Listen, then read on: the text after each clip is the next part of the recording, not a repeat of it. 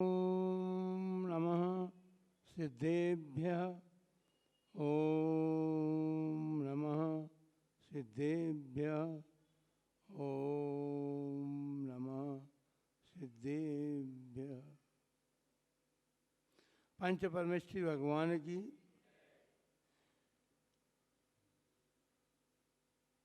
दीक्षा गुरुवर्य आचार्य श्री धर्मसागर जी महाराज की श्रीमद् जैन धर्म की।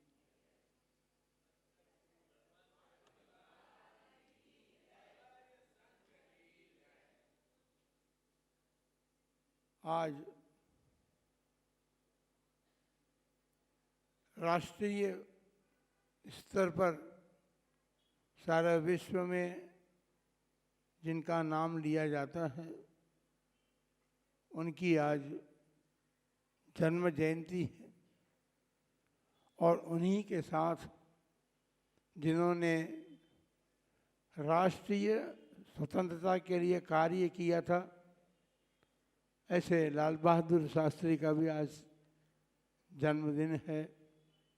बंधुओं, आज की इस धर्म सभा में सभी भारतीय नागरिक उपस्थित हैं, चाहे वो माता पिता हों या विशिष्ट अतिथि हों, और हमारी बेटियां जो बैठी हैं ये हों, क्योंकि सभी लोग भारत के नागरिक हैं और भारतीयता सबके भीतर है। जभी तो इस स्वतंत्र भारत में सभी लोगों को स्थान मिला हुआ है। सभी जन यहाँ भाईचारे से, प्रेम से रहते हैं और अपनी मानवता का परिचय एक दूसरे को देने का या सारे विश्व को देने का प्रयत्न करते हैं। बंधुओं, हमारे सामने एक समस्या भी है।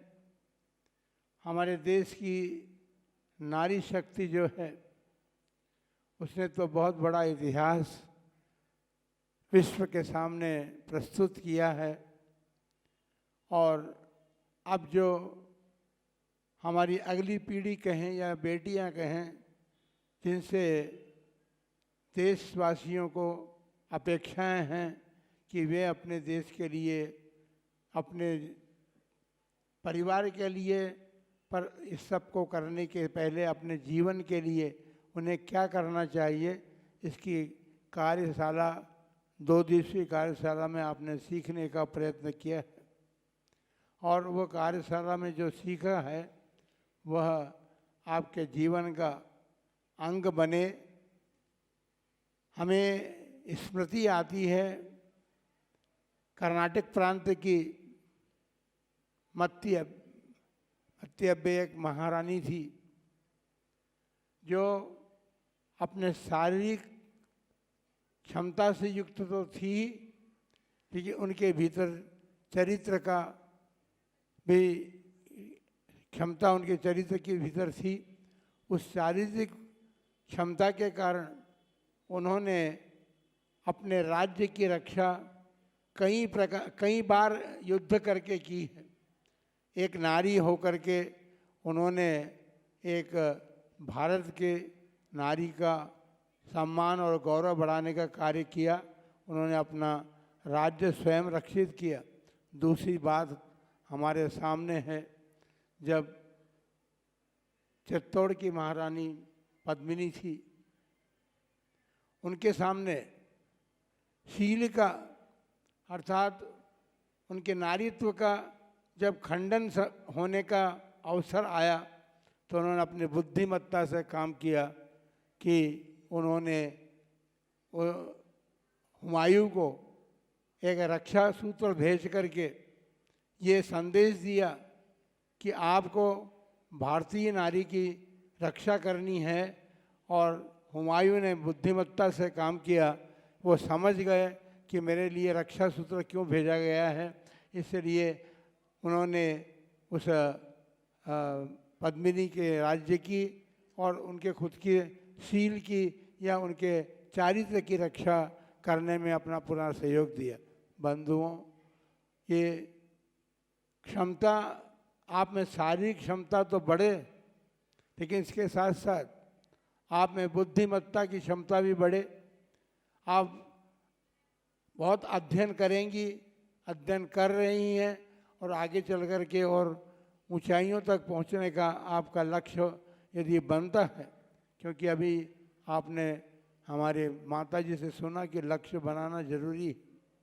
आपकी ही उम्र की हैं वो, और आपकी ही उम्र की होकर के भी उन्होंने अपना लक्ष्य बनाया और दीक्षा लेकर के वे हम आप सबके सामने उपस्थित हैं।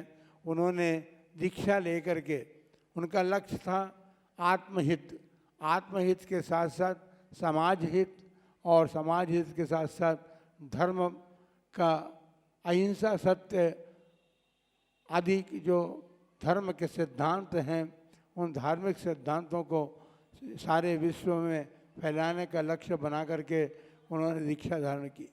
आपको भी कोई ना कोई लक्ष्य बनाना होगा, और लक्ष्य बना करके आपको, सबसे बड़ी बात तो है कि आप नारी हैं, और नारी दोनों कुलों की रक्षा और सम्मान और मान बढ़ाने वाली होती हैं।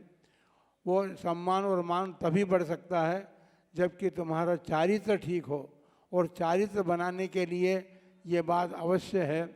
आज का युग है, इस युग में अनेक प्रकार के साधन मनोरंजन के तो आपके सामने हैं, लेकिन वे मनोरंजन के साधन का उपयोग करते हुए आपको ये देखना होगा कि हमारे मन की रक्षा या मन का किस प्रकार वो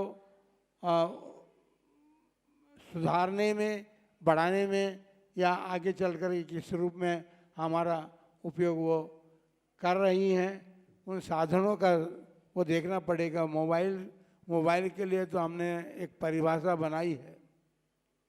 हम कहते हैं जो अच्छी भली धर्म सभा से अच्छे भले परिवार के बीच में बैठे हुए लोगों को कान पकड़ के उठा दे, उसे मोबाइल कहते हैं। आप देखिए, जब घंटी बजती है तो घंटी बजते ही आपका सारा ध्यान उस घंटी की तरफ जाता है, और उस घंटी के बजाय आप जिस परिवार के बीच बैठे हैं या किसी सभा में बैठे हुए हैं, तो आपका ध्यान उस घंटी की तरफ जाता है, और वह घंटी आपके मन को मोबाइल कर देती है, और मोबाइल करने के बाद आपके भीतर किसी न किसी प्रकार की आकुलता को उत्पन्न करने में कारण बन जाती है। अच्छा समाचार हो या बुरा समाचार हो, लेकिन वो मन में कुछ न कुछ विचार विभिन्न प्रकार के, जहाँ आप बैठे हैं, जिस वातावरण में आप बैठ कर के आनंद ले रहे थे, उस वातावरण से आपके ध्यान को बटाने वाली वो साधना है। तो हम अब यही कहना है, इस मोबाइल युग में, टेलीविज़न के युग में नाना प्रकार की बातें हमारे सामने आती है, आप लोग उनको देखते हैं, आपका मन क्या शिक्षा ग्रहण करता है, ये तो सोचने की स्वयं की बात है। आपको अपना आत्मसम्मान बढ़ाने के लिए यदि शिक्षा मिलती है तो आपको उनका उपयोग करना चाहिए। मोबाइल संस्कृति जो है, वह मोबाइल संस्कृति अभी वर्तमान में जो चल रहा है, वो जीवन को व्यर्थ करने में कारण बन रही है। आप लोग अपने जीवन को व्यर्थ न जाने दें। आपके जीवन में ये जो पर्याय मिली है, ये जो जीवन मिला है मनुष्य का, उस मनुष्य जीवन में आप अपने लिए, स्वयं के जीवन के लिए, परिवार के जीवन के लिए और देश के लिए जो कुछ भी कर सकें, उसका लक्ष्य बना करके आप आगे बढ़ें। अध्ययन की अपेक्षा अध्ययन भी है तो अध्ययन भी करें आप। अभी हमारे संघ में एक आरिका माता जी, जिनका नाम महायश माता जी, उनके दादाजी ने संघ में दीक्षा ली थी, और उन्होंने उनके एक डायरी में लिख करके दिया था, जितनी भी पढ़ाई करनी हो, पढ़ाई करना, लेकिन तुम्हें कार्य यही करना है। जब उन्होंने इस मार्ग में आने की बात रखी अपने परिवारजनों के सामने, माता पिता के सामने, तो उस भाई बहन उनके जितने भी थे उन परिवार में वो अकेली लड़की थी, बाकी सबके लड़के थे। सबके इच्छा थी एक अकेली लड़की है, ये इस मार्ग में जा रही है। तो उन्होंने कहा कि देखो मैं कुछ जानती नहीं हूँ, ये दादाजी ने लिख करके मुझे दिया है और ये दादाजी ने जो दिया है उस मार्ग को मैं अपनाऊंगी। तो इसलिए हम एक बात ये कहना चाहते हैं, आप अपने जीवन का लक्ष्य तो बनाएं, लेकिन लक्ष्य के साथ साथ आपको ये सम्मान रखना होगा अपने माता पिता का। आप स्वयं अपने जीवन का निर्णय करने में सक्षम नहीं बन सकते। माता पिता के संस्कारों के माध्यम से, उनके विचारों के माध्यम से, उनके अनुभवों के माध्यम से अपने जीवन को बनाने का प्रयत्न करें।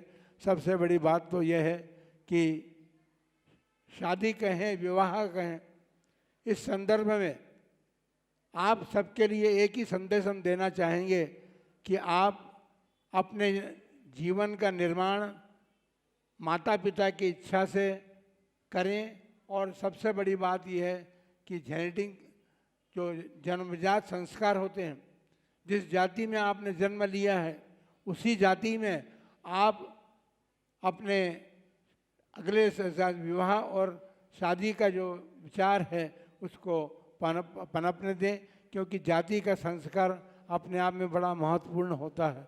आपने जहाँ पर जिस जाति में जन्म लिया वहाँ माता पिता के संस्कार आपको मिले हैं, उनके अनुभव आपको प्राप्त हुए हैं। उन अनुभवों के आधार पर अपने जीवन का आगामी निर्णय लेकर के और उनके इच्छा के अनुरूप अपने जीवन को बनाने के लिए प्रयत्नशील रहें। ये नारी जीवन कोई सामान्य जीवन नहीं है। नारी जीवन तो कई रिश्ते इसमें हैं। बहन का रिश्ता है, माता का रिश्ता है, बेटी का संबंध है, और सब सारे रिश्ते जो हैं इस नारी जाति में समाहित हैं। तो आप लोगों को इस कार्यशाला के माध्यम से, जो भारतीय संगठन ने एक कार्यशाला का संपादन किया है, इस कार्यशाला के माध्यम से अपने संस्कारों को सुदृढ़ बनाने का प्रयत्न करें, क्योंकि ये कोमल बुद्धि अभी आपकी वर्तमान में है। इस कोमल बुद्धि में जिस प्रकार के संस्कार आप डाल लेंगे वो जीवन भर आपके संस्कार काम आएंगे और आप सारे परिवार, समाज और सारे विश्व देश के लिए आपका जीवन काम में आएगा और आपका जीवन जो है वो सुदृढ़ बने, सक्षम बने। और सक्षम बनने के यही मतलब है आप बुराइयों से या बुराइयों के वातावरण से अपने जीवन को सुरक्षित करने की क्षमता भी प्राप्त करें। जैसे आपके महारानी पद्मिनी ने किया था, बुद्धि का कौशल उनमें था और बुद्धि के कौशल से उन्होंने अपने जीवन की रक्षा के लिए हुमायूं के पास रक्षा सूत्र भेज दिया। वो जानती थी कि यदि इस समय अपने बुद्धि का उपयोग नहीं किया तो मेरा जीवन, मेरा चरित्र जो है वो सुरक्षित रहने की संभावना नहीं थी। तो उन्होंने अपने बुद्धि कौशल से ये काम किया। तो हम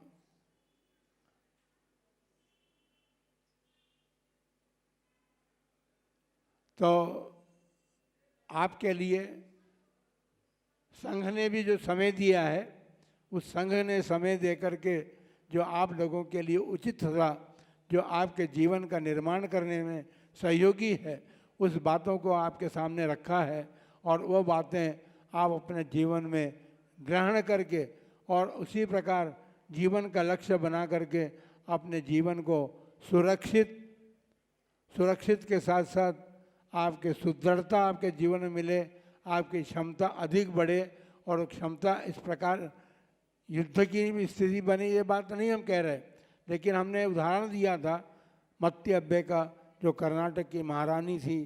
ऐसे वहाँ पर दो या तीन महिलाएं भी हैं जिन्होंने अपने स्वयं के राज्य का संचालन किया और राज्य की रक्षा की और अपनी बुद्धिमत्ता से उन्होंने सारे काम किए।